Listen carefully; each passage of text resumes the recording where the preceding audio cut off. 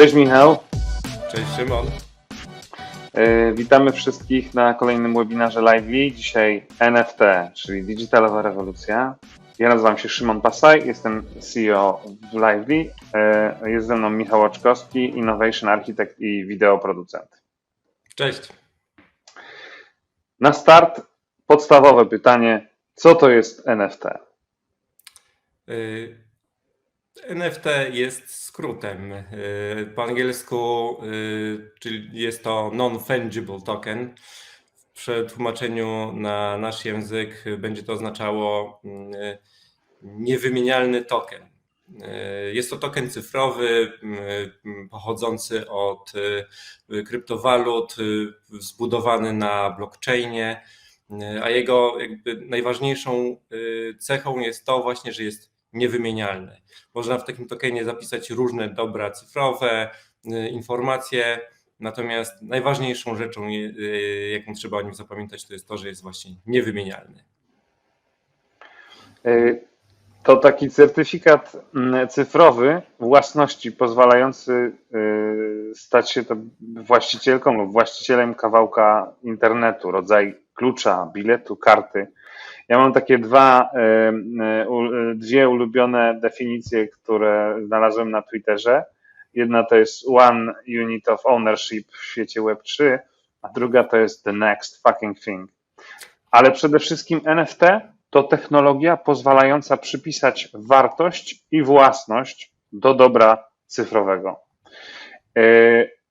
Skąd się wzięła ta technologia?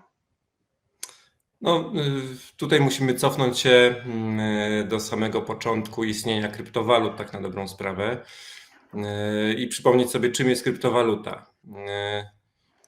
Kryptowaluta można sobie łatwo pokojarzyć, jeżeli kryptografia zajmuje się zabezpieczeniem przed niepowołanym dostępem do czegoś, no to już wiemy, że mamy tutaj do czynienia z jakimiś aktywami, które są w odpowiedni, czyli w jakiś tam bezpieczny sposób zaszyfrowane. Do tego należy pamiętać, że kryptowaluta występuje tylko i wyłącznie w postaci cyfrowej.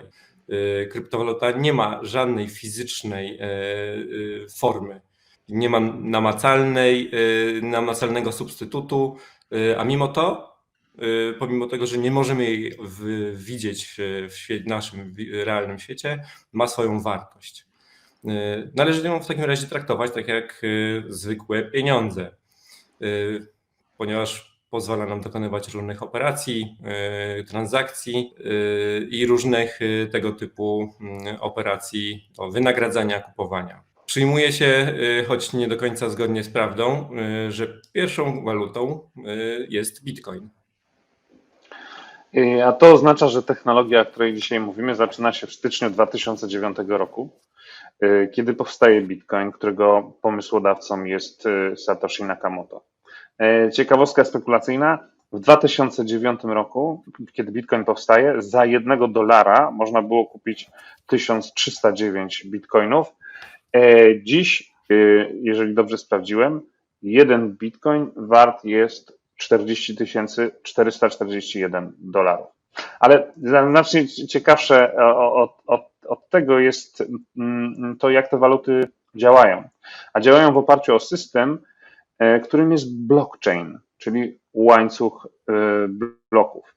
Ten łańcuch to ogromna baza danych, a właściwie taki online'owy, w pełni publiczny rejestr wszystkich transakcji dokonywanych w sieci danej kryptowaluty. Tak, i każda waluta ma swój własny blockchain, w ramach którego przeprowadzane są te transakcje. Transakcje są dokonywane w ramach danego systemu, są rejestrowane, weryfikowane i szyfrowane. Wszystko to odbywa się za pomocą obliczeń, których dokonują użytkownicy sieci. Jest ich bardzo wielu i dlatego funkcjonowanie całego blockchainu jest stabilne i niezakłócone. I jakby ten model działania świadczy o najwyższym rozproszeniu i decentralizacji. To, o czym teraz rozmawiamy, czyli kryptowaluty i tokeny, to takie cyfrowe aktywa. Kryptowaluty działają w ramach swoich własnych blockchainów, natomiast tokeny tworzone są w ramach różnych sieci blockchain za pomocą tak zwanych smart kontraktów. Kończąc trochę ten wstęp dotyczący technologii, ja chciałem zasygnalizować, że w obecnym roku zarówno w Stanach Zjednoczonych, jak i w Unii Europejskiej wprowadzane są prawne regulacje dotyczące właśnie kryptowalut. Podsumowując najważniejsze. NFT, czyli Non-Fungible Token, jest to token niewymienialny, określany również mianem tokenu kolekcjonerskiego. Reprezentuje wirtualne obiekty, aktywa, dobra, usługi, wartości, przedmioty i charakteryzuje się unikalnością. Każdy tego typu token to jest zbiór informacji i danych cyfrowych. NFT różnią się od siebie właśnie tymi informacjami, a także wartością. Są niewymienne. To znaczy, że jedno NFT nie jest równe drugiemu NFT. Dla przykładu można tu podać banknot 100 złotowy i drugi banknot 100 złotowy. 100 zł równa się 100 zł. Jedno NFT nie równa się jedno NFT.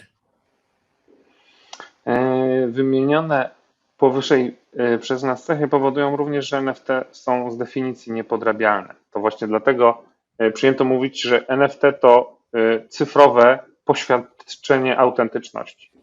Michał, kiedy pierwszy raz usłyszałeś o NFT?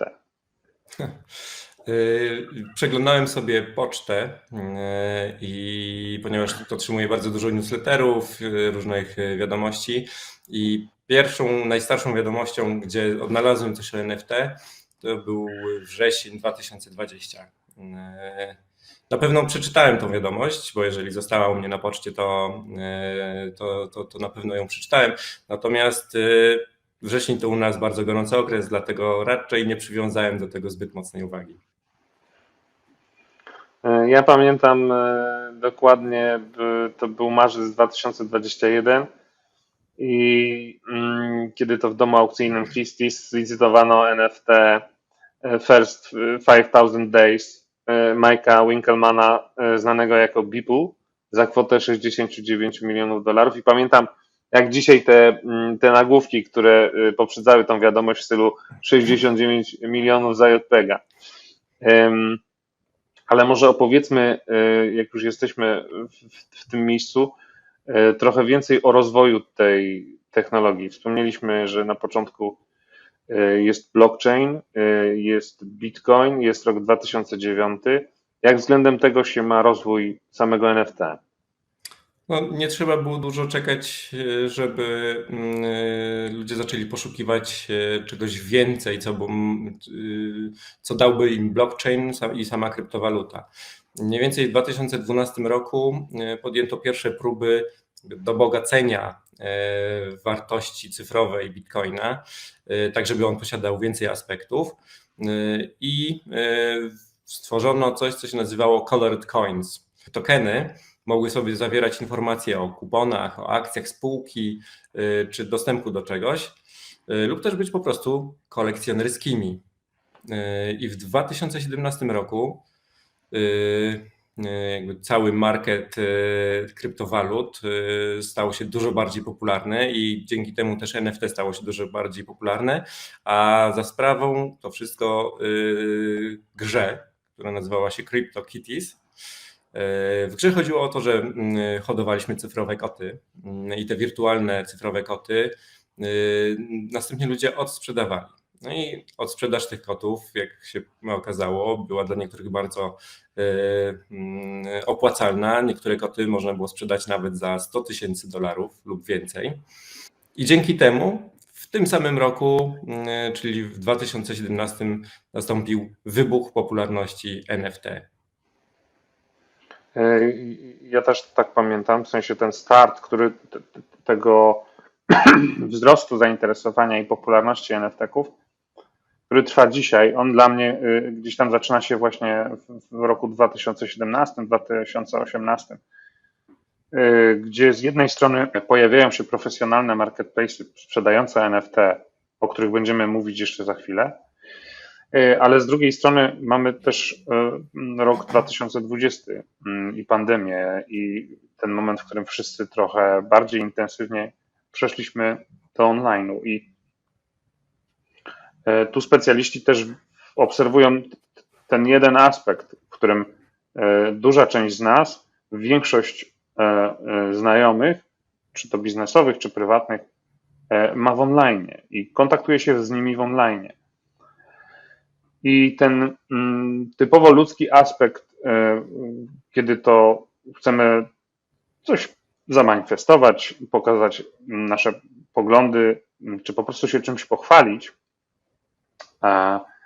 I w tradycyjnej rzeczywistości korzystaliśmy z różnych rzeczy związanych z naszym ubraniem, ze stylem ubierania się, z jakąś koszulką, która mogła coś zamanifestować. Teraz w sieci online no, jesteśmy pozbawieni tej możliwości i tu właśnie tym potrzebom trochę również naprzeciw wychodzi NFT w postaci czy to kolekcjonerskich zdjęć profilowych, czy digitalowej mody, o której zresztą będziemy jeszcze za chwilę rozmawiać. Michał, a powiedz mi, co najgorszego słyszałeś o NFT? O NFT słyszy się bardzo dużo i przez to słyszy się bardzo dużo dobrych rzeczy i bardzo dużo złych rzeczy. No, złego słyszałem to, że to jest scam, tak? Że to jest bańka.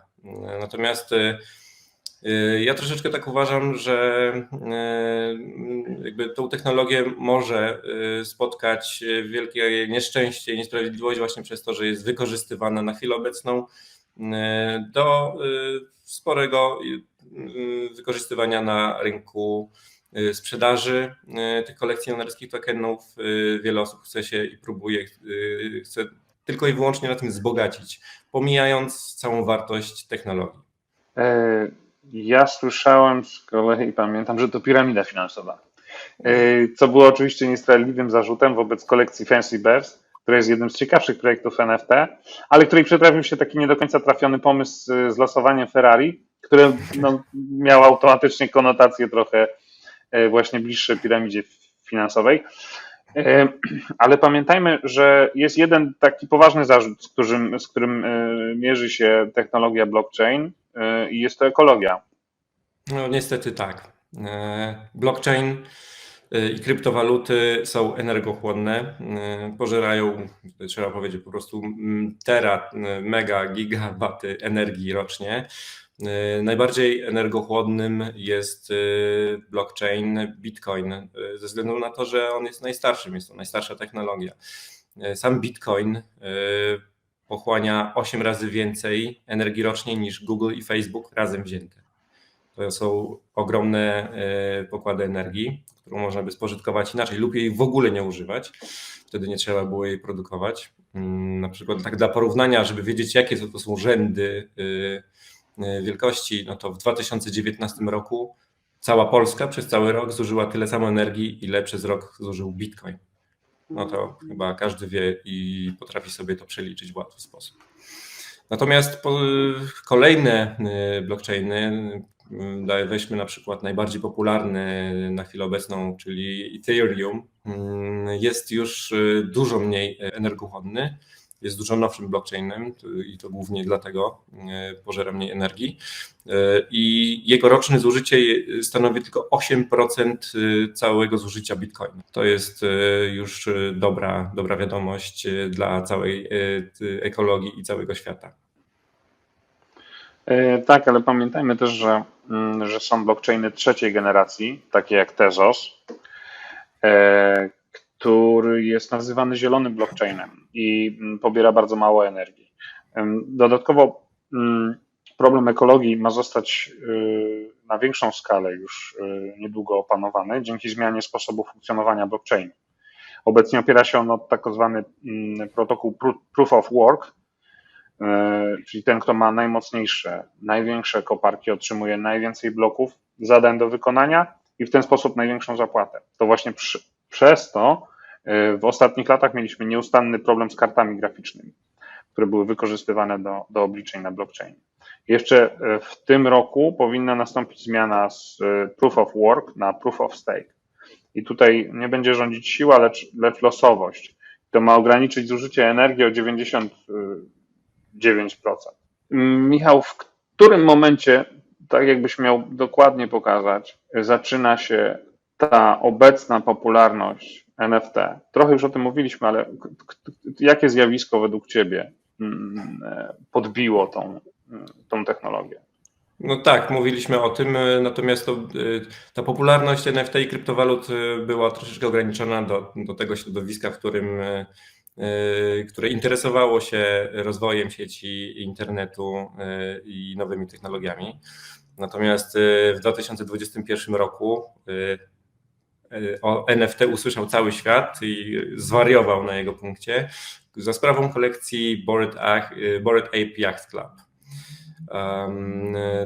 Tutaj pierwszy raz na tak szeroką skalę zastosowano coś więcej w NFT, tak żeby zachęcić ludzi do kupowania NFT, tak żeby miało w sobie jakąś większą wartość.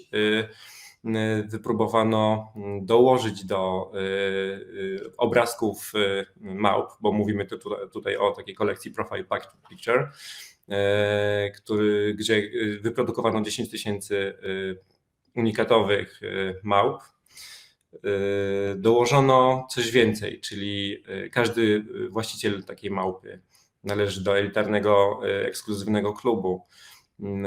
Bierze udział w akcjach charytatywnych, ma dostęp do najnowszych takich merchów, nowych małp, dostaje eliksiry do wymintowania zmutowanych małp, bo można było na przykład, mając swoją małpę, można było ją zmutować i w ten sposób otrzymywaliśmy kolejne NFT. No i to wszystko spowodowało, że tymi NFT zaczęły się interesować gwiazdy. Wiadomo, że jeżeli coś jest ekskluzywne, a jego cena się podbija, no to zaczyna przyciągać sławne osoby, celebrytów. A to jest to, Szymon, o czym ty mówiłeś. No, w normalnym świecie możemy się pochwalić super koszulką, a w świecie cyfrowym, no właśnie. No i tutaj jakby NFT wypełniło tą lukę. Ale żeby móc w ogóle w jakikolwiek sposób sprzedawać swoje NFT, czy dawać możliwość ludziom zapoznania się z nimi, zachęcić do kupna, potrzebny jest jakiś rynek. I w 2017 roku, mniej więcej to się pokrywało właśnie z wybuchem popularności technologii kryptowalut i NFT wśród takich entuzjastów nowych technologii i rozwoju internetu, został stworzony taki marketplace, który nazywa się OpenSea. I to jest najbardziej popularny na chwilę obecną, najbardziej szeroki rynek NFT, gdzie spektrum kolekcji NFT, które możemy tam kupić, jest bardzo szerokie. I tutaj mówimy o tym, że NFT może być zdjęciem, może być wideo, może być fotografią i tak na dobrą sprawę no, wszystkim tym, czym tylko sobie możemy wymyśleć, ponieważ możemy już kupić w formie NFT nieruchomości w metaversach albo udziały w realnych nieruchomościach. No po prostu NFT jest certyfikatem autentyczności, więc możemy do niego dopisać w zasadzie każdą rzecz i cyfrową, i taką zwykłą. O czym jeszcze warto wspomnieć, to, że właśnie większość NFT oparta jest na blockchainie Ethereum. Natomiast OpenSea wykorzystuje jeszcze równoległy blok do Ethereum, który nazywa się Polygon i to jest blockchain służący tylko i wyłącznie do wyprodukowywania, do wypuszczenia kolejnych NFT. I jest on dużo bardziej ekologiczny, jeszcze bardziej niż Ethereum. Natomiast też już wiemy, OpenSea zapowiedziało, że w niedługim czasie powinno dać się wykorzystać w pełni zielone blockchainy. Ja dodałbym do tego, że OpenSea jest w tym momencie najszybciej rosnącym e-commerce'em w Stanach. Ja podobnie jak ty w momencie, w którym pojawiają się te kolekcje zwane Profile Picture Project, czyli to jest rok 2017, też widzę to przyspieszenie. Ja największy sentyment mam do stworzonej przez studio Larva Labs kolekcji CryptoPunków, inspirowanej brytyjską muzyką punkową, muzyką elektroniczną, Daft Punkiem. Kolekcja ta zawiera 10 000 obrazków, wszystkie są ponumerowane i gdy jakby podkreślić tą kultowość i wartość tej serii, zdradzę, że te pierwsze około 50 czy 100 numerów, ich ceny wahają się między kilka a kilkanaście milionów dolarów. Ale marketplace'y, one przyspieszyły, one dały rzeczywiście kopa tej technologii i oprócz wspomnianego przez Michała OpenSea, ja polecam Object, który również przyczynił się do popularności NFT i to największy marketplace NFT funkcjonujący w ramach waluty Tezos. Tam, kiedy wejdziecie sobie na stronę główną, powinien Was przywitać taki charakterystyczny napis #CleanNFT, bo Tezos, jak wspominaliśmy, szczyci się tym swoim zielonym charakterem i jest o wiele bardziej przyjazny środowisku niż Ethereum czy Bitcoin. Mówiąc o tej popularności NFT, warto wspomnieć też o takich marketplace'ach jak Nifty Getaway, gdzie swoje prace wystawia Beeple, o Super Rare, gdzie można znaleźć takie rarytasy jak gify Mercury Phoenix Trust, wystawione na 75. rocznicę urodzin Freddie'ego Mercurego. Okej, początki już mamy, rozwój tej popularności też. Michał, jakie zastosowanie NFT najbardziej Ci się spodobało? No, ja nie mam swojego ulubionego zastosowania ze względu na to, że codziennie pojawiają się jakieś nowe pomysły dotyczące NFT, nowe release'y, ktoś wychodzi z czymś naprawdę zaskakującym. Bardzo podoba mi się wykorzystanie NFT w muzyce, ze względu na to, że w tej dziedzinie od zawsze twórcy i producenci mieli problemy z dochodzeniem do praw i sprawiedliwym podziałem tantiemów. Podobnie jeżeli chodzi o oryginalność produktów i zalewającą nas falę podróbek w zasadzie wszystkiego. No pomyślmy, wystarczy, że producent zdecydowałby się stokenizować swój produkt. Zyskiwał on by wtedy certyfikat autentyczności dzięki NFT i bardzo łatwo byśmy byli w stanie zweryfikować, czy dany produkt jest oryginalny, czy też nie.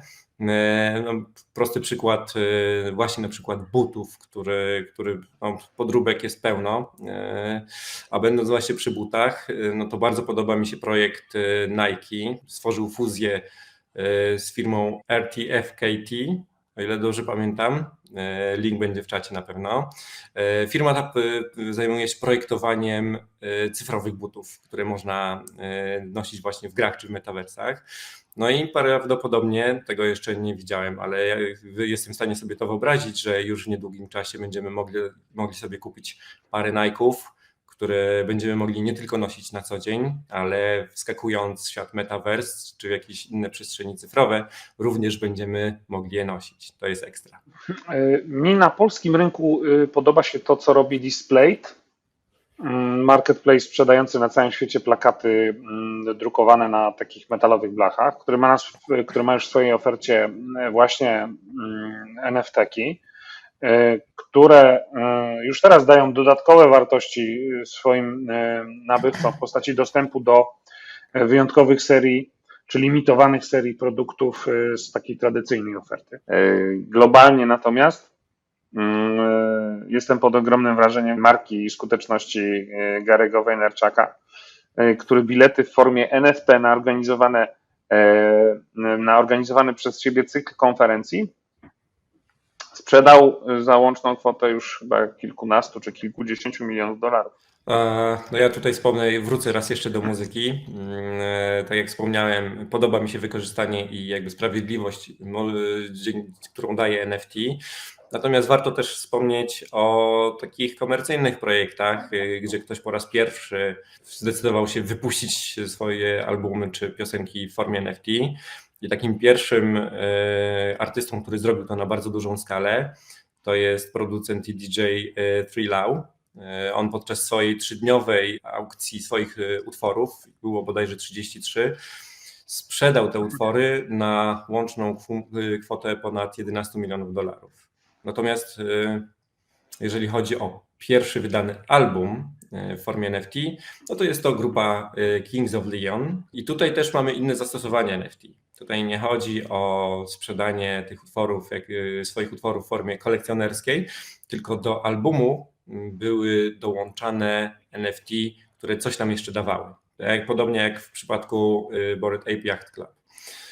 I tutaj mieliśmy do czynienia z możliwością kupienia sobie NFT, które było VIP-owskim biletem wstępu na koncert Kings of Leon, który zawierał w sobie nocleg w hotelu, transport limuzyną. Była możliwość wykupienia NFT, które miało w sobie załączone niewypuszczone materiały z tej płyty, czy też unikalne wizualizacje do utworów. Mi się wydaje, że tutaj, jeżeli chodzi o muzykę, o której opowiadasz, że żeby gdzieś tutaj nastąpiła jakaś szybko widoczna zmiana, to potrzebny byłby mały pivot jednego z dużych graczy w tą stronę. W sensie wyobrażam sobie, że na przykład Spotify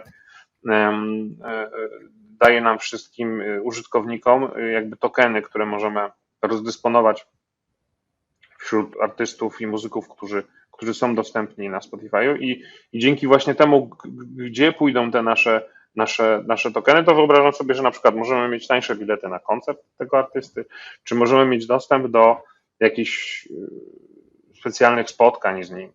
Ja chciałem trochę o modzie opowiedzieć w kontekście NFT, bo to chyba jako pierwsze zrobił Gucci i to była głośna aukcja, na której sprzedane zostały buty za ogromne pieniądze i ona była taką furtką, takimi drzwiami, które się otworzyły, które są jakby, których już nie ma, w sensie to teraz jest dla wszystkich już jest oczywiste, że firmy modowe równie dużą uwagę poświęcają przy projektowaniu i szyciu ubrań, jak i przy projektowaniu ich i wprowadzaniu do digitalu. I tu warto wspomnieć o takich markach jak Adidas i Nike, bo Adidas dość mocno wszedł w świat NFT, poświęca mu bardzo dużo miejsca na swoim Twitterze, działa w metaversie, wszedł w bardzo mocną współpracę z community, o którym opowiadał Michał, czyli z Bored Ape Yacht Clubem, gdzie mają limitowaną serię małp ubranych właśnie w ciuchy Adidasa. Właściciele tych kolekcji z kolei, poza samym prestiżem posiadania takich wyjątkowych NFT-ków, mają dostęp jako pierwsi do preorderów na nowe kolekcje.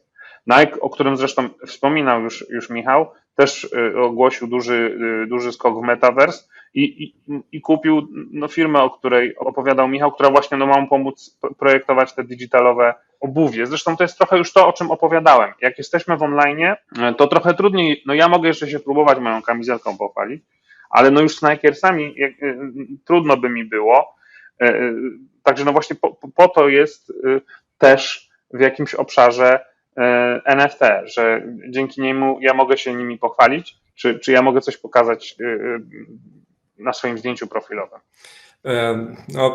NFT zaczęło się rozprzestrzeniać w zasadzie na każdej dziedzinie, czy to dziedzinie życia, czy artystycznej. No i dotknęło też fotografię. Podobnie jak w przypadku sztuki digitalowej, zasada działania jest bardzo podobna. Po prostu twórcy, fotografowie mogą sprzedawać swoje fotografie w formie NFT. Pierwszym i najgłośniejszym, najbardziej dochodowym projektem jest Twin Flames, fotografa Justina Aversano. Ta kolekcja została sprzedana za około 11 milionów dolarów, o ile dobrze pamiętam. No i osiągnęła bardzo duży sukces. Kolejnym obszarem, czy branżą, która wykorzystuje już tą technologię, jest branża gier komputerowych.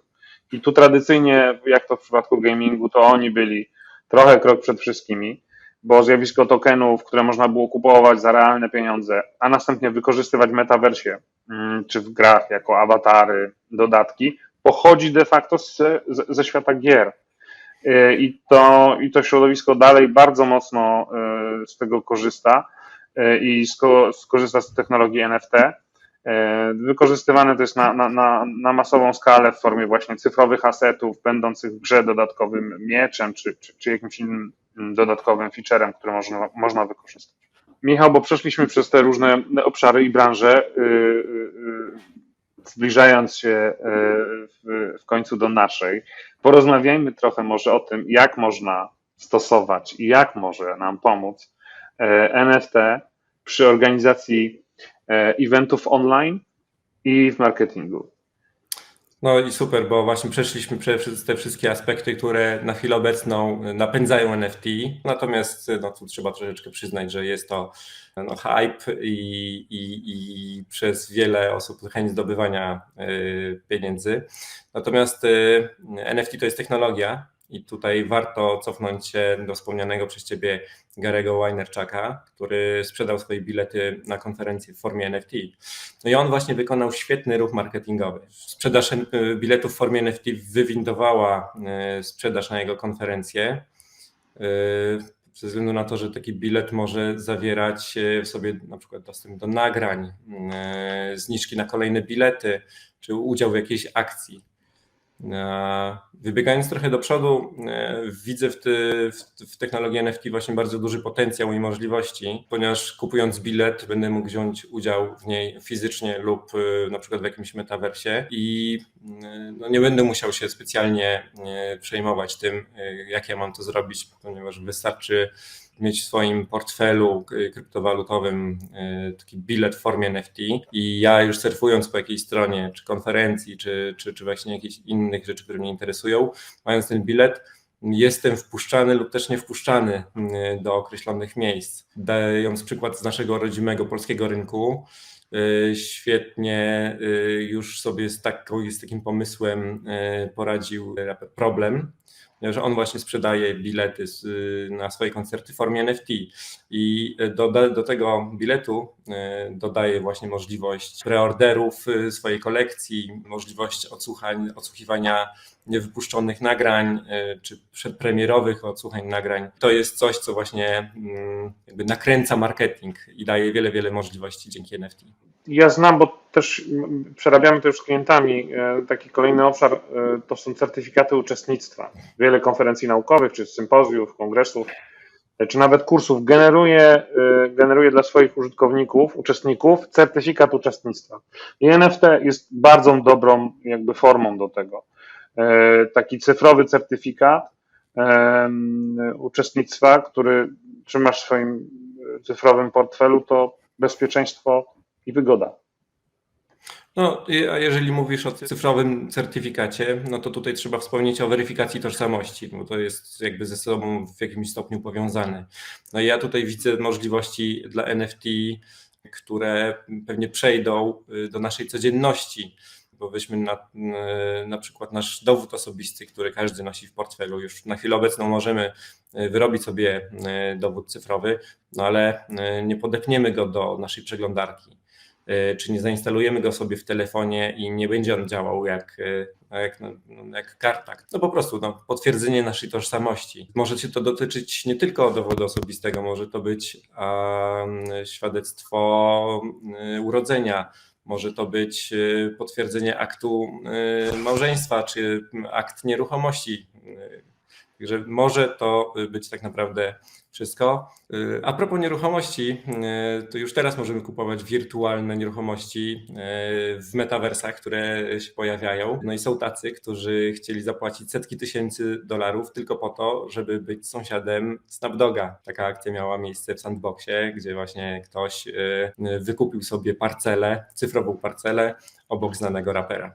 Kolejny obszar to gadżety. Te wszystkie powerbanki, kubki, antystresowe piłeczki, to wszystko do piachu pójdzie i zastąpi to po prostu NFT, które może być prawem do zakupu czegoś, prawem udziału w czymś, czy prawem dostępu do czegoś, czy też po prostu cyfrową sztuką o wartości kolekcjonerskiej. To jest przyszłość tego rodzaju marketingu.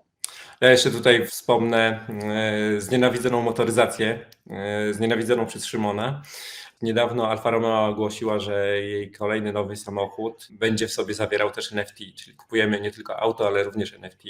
Natomiast no nie jest to kolekcjonerskie auto, natomiast NFT służy w tym przypadku do przechowywania informacji, które będą zdecentralizowane, ponieważ NFT jest oparty na blockchainie i mamy tutaj możliwości bezpiecznego przechowywania informacji o tym samochodzie, o przebiegu, o jego historii, ponieważ zapisane informacje w blockchainie nie da się ich zmienić, więc to jest kolejny przykład takiego pozytywnego i dobrego wykorzystywania tej technologii.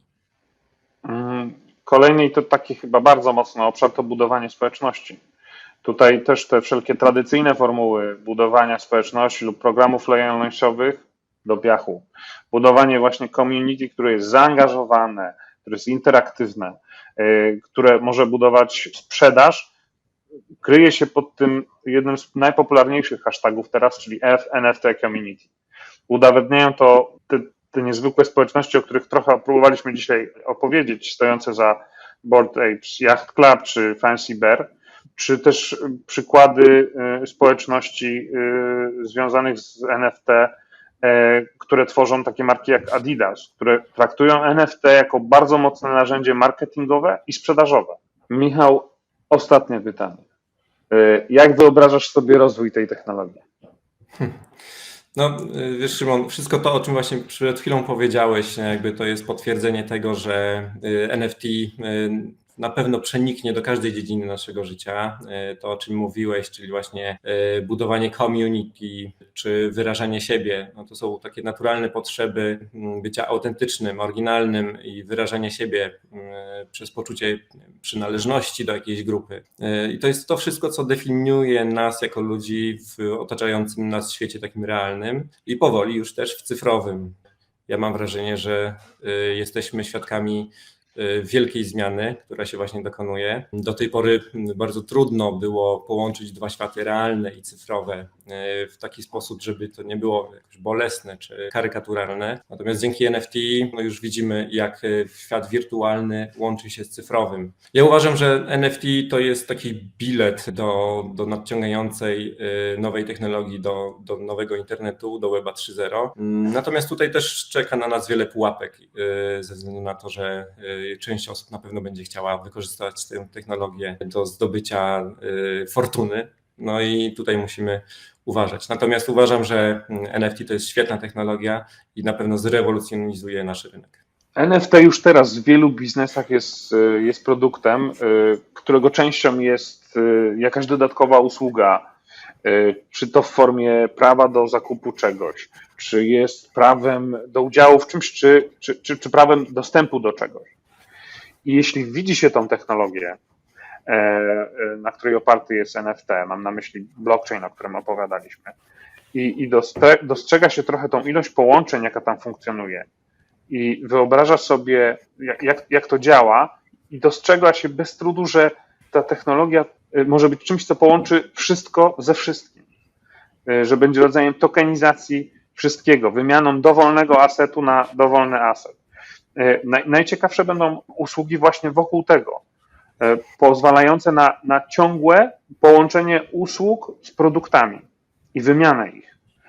Myślę, że w trochę dalszej przyszłości to będzie się działo automatycznie i te nasze asety będą zgromadzone w portfelach cyfrowych, będą po prostu w zależności od sytuacji wymieniane na to, czego będziemy w danym momencie potrzebować, zaczynając od podstawowych sytuacji, takich jak zwykłe zakupy, a kończę o wakacjach, kupowaniu nieruchomości. Także też przewiduję, że dzięki tej technologii definitywnie skończy się świat adsów i reklam. I przyszłość to gdzieś jest model, gdzie jesteśmy właścicielami tych naszych danych, które mogą być wykorzystywane właśnie przez smart kontakty.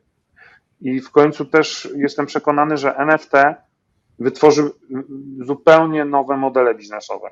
Jesteśmy na początku drogi tej jakby fascynującej technologii. Jeżeli to, co z Michałem próbowaliśmy tutaj opowiedzieć, to trochę za mało, albo jeżeli udało nam się Was zainteresować czymś, to zachęcamy do pobrania e-booka NFT krok po kroku. czyli przewodnik po digitalowej rewolucji. A propos tego, już teraz zachęcamy Was na nasze i zapraszamy Was na nasze kolejne webinary, które będą dotyczyć również nowych technologii. Będziemy opowiadać o live sellingu i o metaversach. Zapraszamy Was. Dzięki. Zapraszamy gorąco. Jeżeli natomiast chcecie z nami porozmawiać na jakikolwiek temat, czy nowych technologiach, czy o konferencjach, również zapraszamy na nasze profile społecznościowe, na LinkedIn i na Facebook, lub też do bezpośredniego kontaktu z nami. Dzięki wielkie. Do zobaczenia.